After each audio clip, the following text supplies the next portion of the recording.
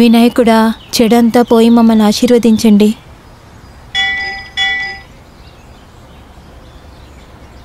ఏంటి విశేషం? అందరూ ఇలాగొచ్చారు? పిల్లలకి ఇంటర్వ్యూకు కార్డు వచ్చింది. శ్రీమంగళం ఇంటిలో ఉద్యోగం కోసం మనుషులను అడిగారు. దర్శనం చేసుకున్నారా? చేశాం. రండి.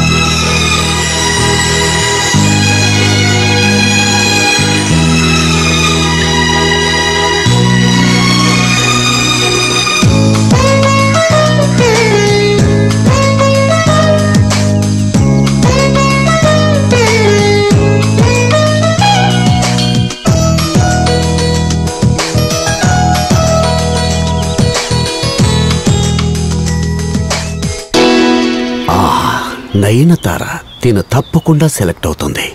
నయనతార ఎవరు? కాస్త జరగండి. Yes sir. ఇది ఆఫీస్ స్టాఫ్లకి ఇంటర్వ్యూ, తోట పనికి రేపు. ఆ ఫైల్ ఎలాగమ్మా?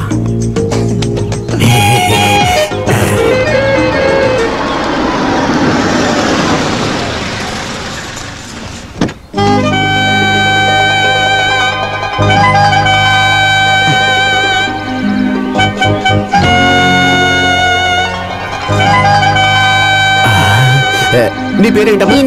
నువ్వు రామ్మా. నీ పేరు? వనజ. వనజ రా. నువ్వు రామ్మా. చీర కట్టుకునే రావాలన్న పని లేదు, చుడీదార్తో వచ్చినా ఓకే రా.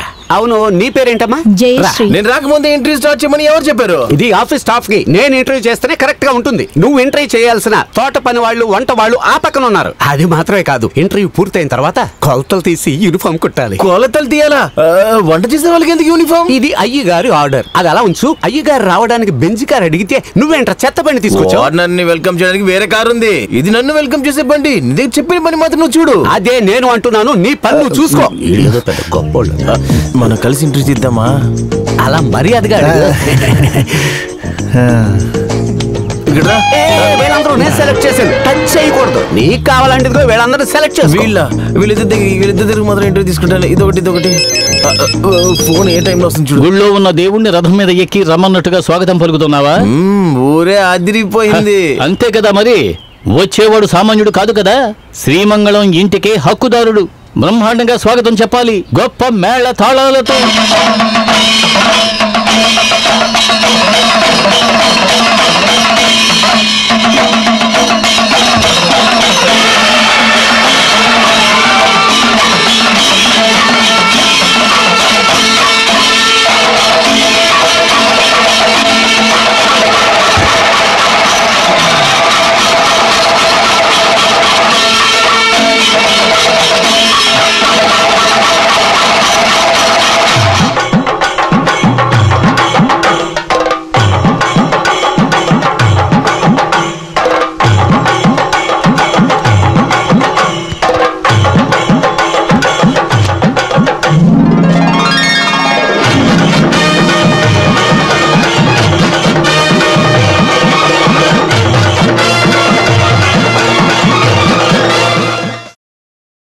ఆ 28 ఏళ్ళు నిన్న జరిగినట్టుగా అయిపోయాయి.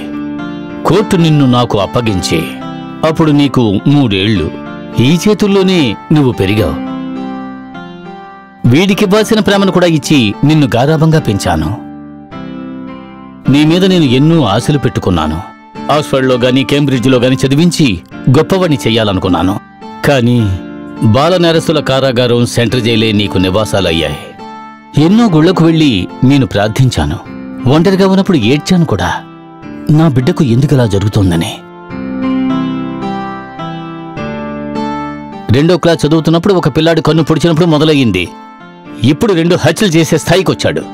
నేను డబ్బు ఖర్చు పెడుతున్నందువల్ల జైల్లో విఐపి ట్రీట్మెంట్ జరుగుతోంది. చాలయ్యా, ఇకపైన ఇలాంటిదేమీ జరగకూడదు. కొత్త జీవితాన్ని మొదలుపెట్టు. చెప్పేది అర్థమైందా? ఇక నువ్వు శ్రీమంగళం ఇంటికి యజమానివి. నీ ఆస్తి విలువ ఎంతో తెలుసా నీకు? Srimangalam transport, Srimangalam plantation, Srimangalam hotels, Srimangalam theatres, Srimangalam industries.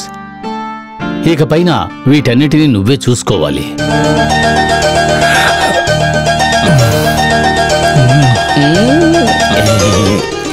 మాకు కూడా అక్కడ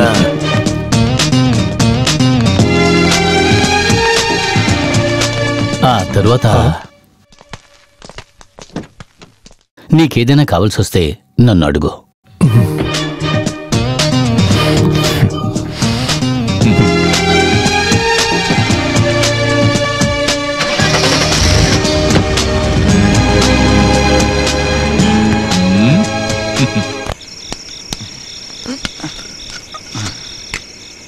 ఇదిగో చూడు సర్కార్, మన నంబియార్ సార్ చాలా మంచి మనిషి. నువ్వంటే అతనికి ప్రాణం. నువ్వు రాకముందు మాకున్న ఎన్నో అవసరాలు తీర్చింది మన నంబియార్ సారే. నీకు లార్జ్ కావాలా, స్మాల్ కావాలా? నాకేమొద్దురా, నేను మానేశాను. మానేసావా? ఈ రోజు నుంచి డీసెంట్ గా ఉంటాను. డీసెంట్ అంటరా? జైల్లో సారాయిన్ తాగినోడికి డీసెంట్ అంట. ఉన్న పరంగా డీసెంట్ అవడం కుదరదు. ఎలాగూ నేను డీసెంట్ అవుతాను రే. దానికి విల్ పవర్ కావాలి, విల్ పవర్. దాని గురించి మీకేం సరే, తెలియదు. మా సంతోషం కోసం ఒక పెగ్గు తాగా. నీతోనే కదా చెప్పాను ఈ రోజు నుంచి మానేశానని ఎన్నిసార్లు చెప్పినా నీకు అర్థమవదా? తెలుగులోనే కదా చెప్పాను. ఒకడు డీసెంట్ గా మారుతాడంటే మారనివ్వరే. అయితే మరి ఇదేంటి? ఇదే డీసెంట్ రమ్. కొత్తగా వచ్చింది మార్కెట్లోకి, మెల్లిగా కిక్కెక్కుతుంది. కలపరా ముగ్గురికి. అయితే నేను కూడా ఈ రోజు నుంచి డీసెంట్ అయిపోతున్నాను. అలాగైతే నేను ఈ రోజు నుంచి దానికి అవకాశం లేదు అసలుకి.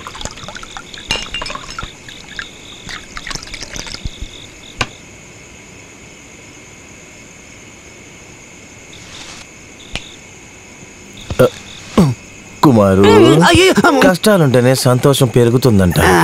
కిక్కులోన నాకేం తెలిసే అవన్నీ. నోటు ఉంటేనే చిల్లర కూడా ఉంటుంది.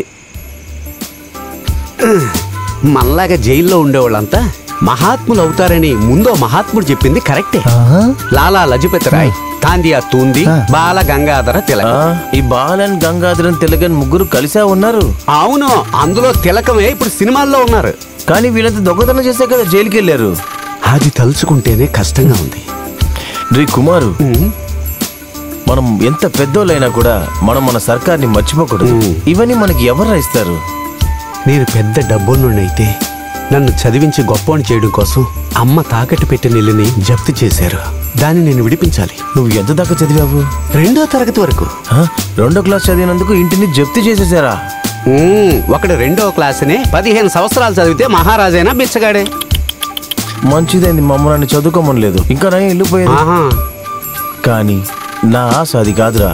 నా ఒకే ఒక చెల్లెలు నందిని పెళ్లి పట్టు చీర కట్టి, తల్లో మల్లెపూలు పెట్టి, బంగారంతో అలంకరించి, పెద్ద మండపంలో అందమైన ఒక రాజకుమారుడికి పెళ్లి చేసి అప్పగించాలి.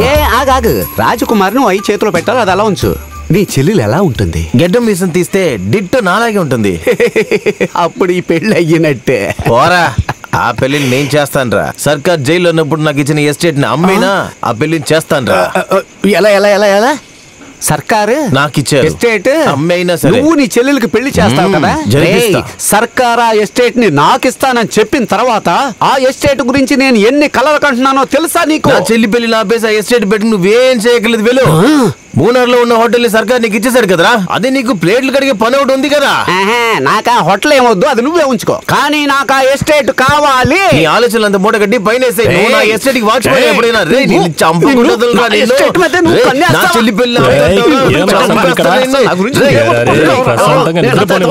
సర్కారు నువ్వే చెప్పా ఎస్టేట్ నాకే ఇస్తానని చెప్పి. సర్కారు నువ్వు నాకు ఇచ్చే ఎస్టేట్ లో నన్నే వాచ్మెన్ గా పెడతాడంట. ఎస్టేట్ మాత్రమే కాదురా, estate, hotel, petrol pump, cinema theatre, bus service, ఇవన్నిటిని రేపటి నుంచి మనం అందరం కలిసి ఒక్కటిగా చేయబోతున్నాం.